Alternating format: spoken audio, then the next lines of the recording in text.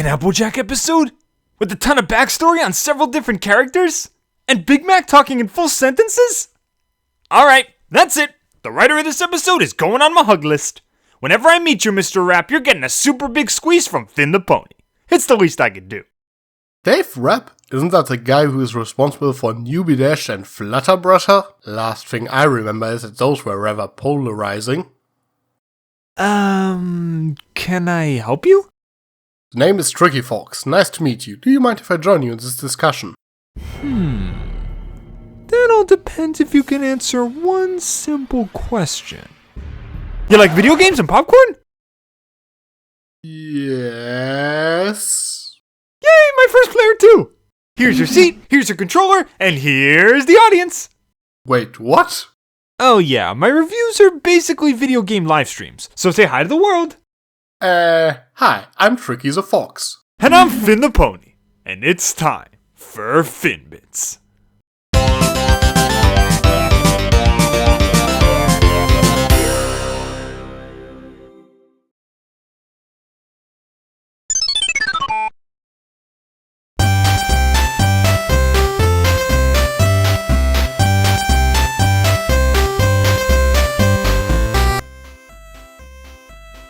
So, Where the Apple Lies, an episode which shows us that Applejack was not always the truthful, honest mare that she is today. In fact, the web of lies she had spun in the past almost doomed her family financially. But in the end, how would I describe the taste of this apple? Sweet or sour? Let's find out. To say I get excited about Applejack episodes would be a major understatement. When I see that AJ, or better yet the entire Apple family, is the central focus of a story, I get super hyped. And I gotta say, every time Applejack's been in the spotlight this season has been pretty stellar. Viva Las Pegasus, excellent episode. Applejack's Day Off, I love that episode more and more. And now, just before the season finishes off, we get one last Apple outing, and it is fantastic. Sadly, I cannot share this enthusiasm. I think Viva Las Pegasus somewhat highlighted some of AJ's more negative characteristics, especially since she didn't really jump over her own shadow to help Flim and Flap, but instead because AJ and Fluttershy needed their help. AJ's Day Off, on the other hand, made her look much dumber than she actually is, and other episodes like The Cart Before the Ponies also left a somewhat bitter taste in my mouth. So I had my doubts if this episode could save her. Yet I still had some hopes that it could turn out similar to the main attraction last season. Well, one can argue that while Applejack didn't jump at the opportunity to help Flim and Flam, she did eventually set aside her bias for the greater good. Plus, I can relate to Applejack's Day Off, since I've been one to fall into a routine similar to hers multiple times, as I'm sure many people with a repetitive schedule have. But hey, we can talk about those another day. Let's focus on what we got today. We don't want Finn Bits to turn into Finn Bates. Right off the bat, this episode gets some major points from me.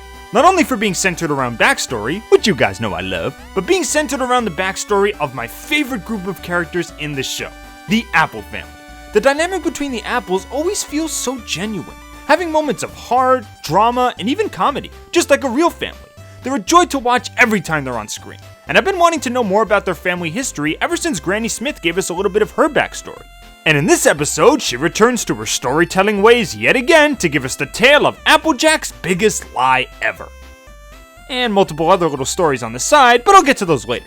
Well, this is something I can get behind. Telling a story about AJ's past mistakes gives some interesting insight into her character and also doubles as a nice lesson for Apple Bloom. It is interesting to see how much characters change over time, and this episode basically shows how AJ became the element of honesty we know and love today. In a general sense, the story is kind of what you'd expect when lying is the main cause of conflict. A character tells one lie, it works for a while, but eventually people start catching on, so they tell another lie to cover it up. Rinse and repeat until they eventually come clean and admit what they've done. But honestly, who cares about a generic story when the characters are this good? I mean, holy cow, every character gets a major chance to shine here. Applejack gets a chance to learn just how troublesome lying can be and the consequences that come with it. You can stack lies on top of lies on top of lies all you want, but eventually the truth will catch up with you and you'll have to come clean. And after almost costing her family one of their most valued business partners, I can understand why she'd want to stay as far away from lying as possible. I personally have a great dislike for this kind of story. Often the whole conflict seems a bit forced and you can usually tell where it is going, not to mention that I often feel really uncomfortable watching these. Probably because I know that the character I care about is getting into an uncomfortable situation as well. This episode actually handles it a bit better as it ends with the truth being revealed. Usually this type of story has another act in which the protagonist has to deal with the consequences of his lies and tries to make up for them, but no one is willing to listen since no one even tries to understand why that person lied in the first place, which is usually the worst part. Luckily, AJ doesn't need to deal with that. Big Mac, believe it or not, used to be a gigantic chatterbox, going on and on about topics, telling stories, and mouthing off to his sister every chance he got. It's a really funny change of pace from the typical yups we always hear from him. And there are even some moments where you think he's gonna say his signature word, but he ends up saying something completely different. Yeah, right.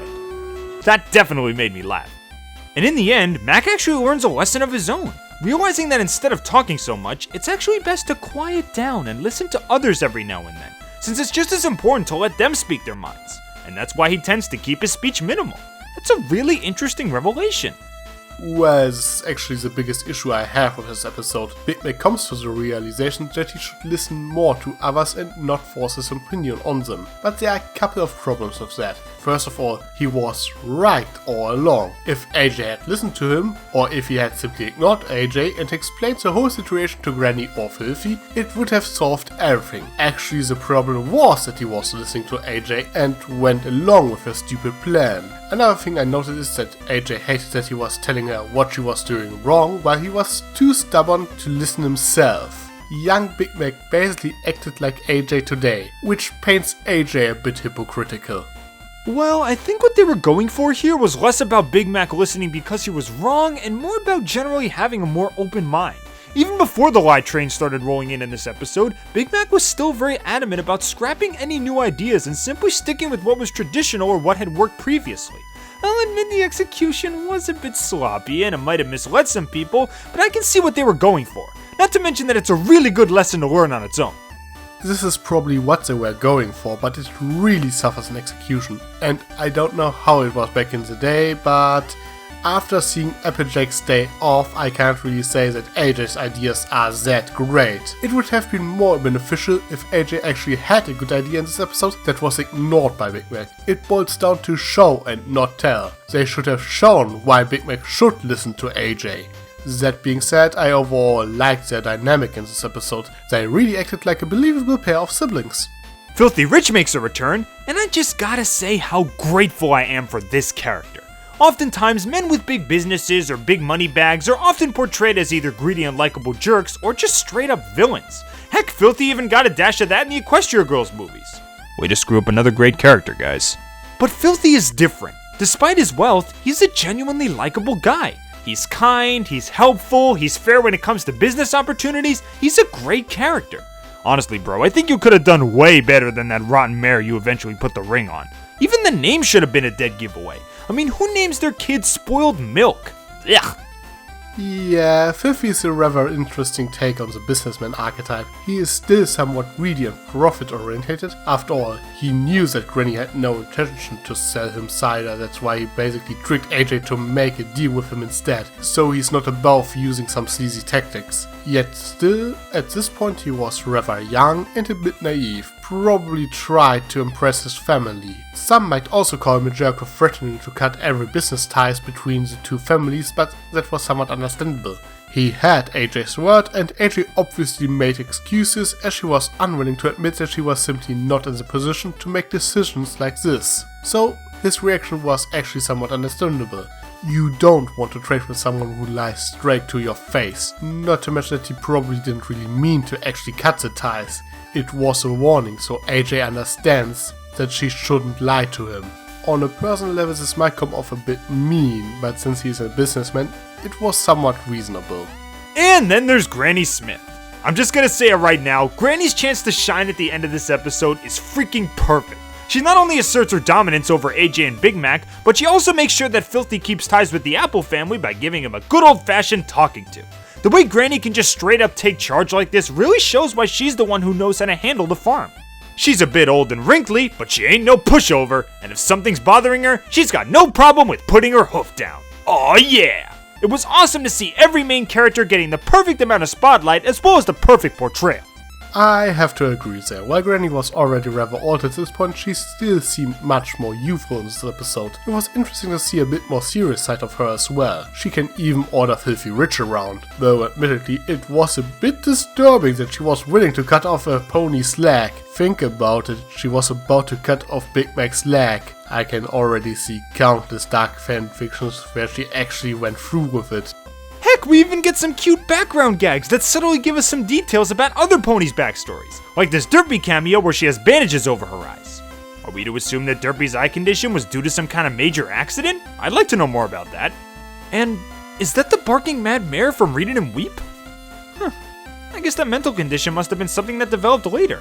It's little bits like this that greatly encourage viewers to rewatch.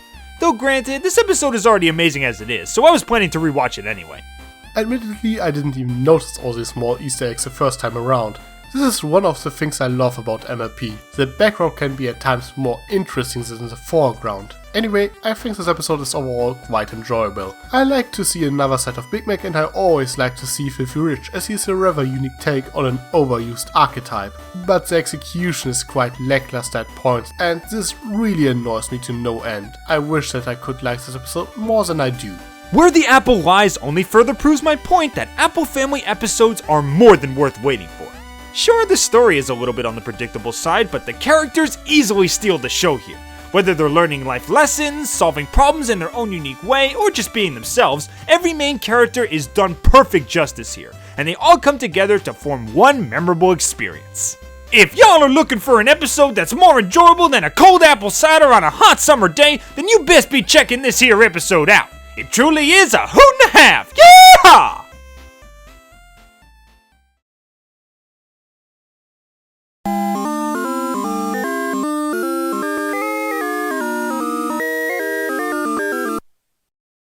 Well, I hope you all enjoyed my quick little playthrough of this episode, and feel free to tell me what you thought of this episode in the comments below. Did you enjoy this cute little dab into AJ's history? Any other types of Apple Family stories you'd be intrigued to hear? Well, I don't know. Maybe AJ's parents? Please, writers, we've been teased time and time again, but we've never gotten to see the ponies that brought us some of the show's best characters. I know for sure it would be an amazing episode, so please, please deliver. Pretty please? Thanks for playing along with me. I'm Finn the Pony, and I'll see you all next time on Finbits.